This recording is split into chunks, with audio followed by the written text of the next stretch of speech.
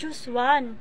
Matalino, kagandahan, masipag. Siyempre, pipiliin ko matalino at kagandahan.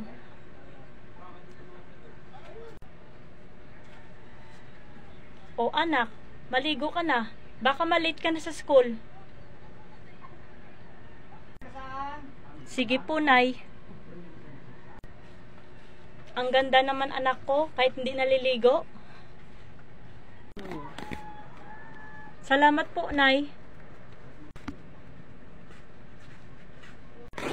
Nay, papasok na po ako. O anak, ito na ang baon mo. Nay, maraming salamat sa baon. Alis na ako. Anak, maingat ka. Ate, pasakay ako. Sige, sumakay ka na.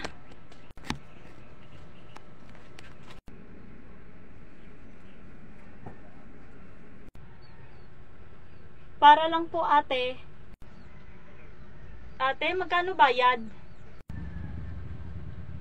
Ano ka ba? Huwag ka na magbayad. Basta maganda, libre.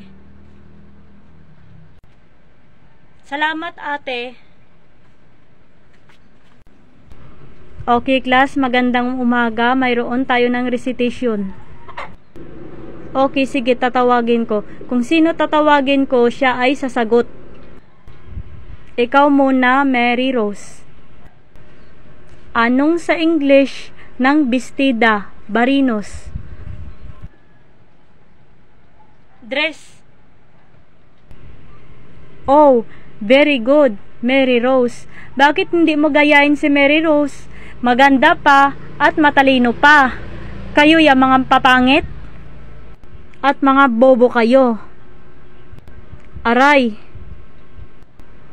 Okay, Mary Rose. Pwede ka na umuwi. Nakapasa ka na sa akin.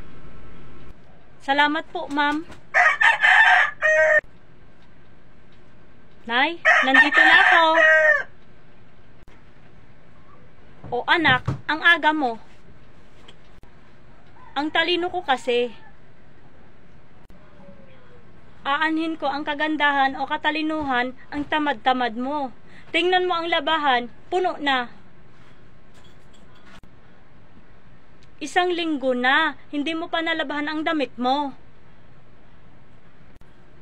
Nay, huwag ka maingay, baka makarinig.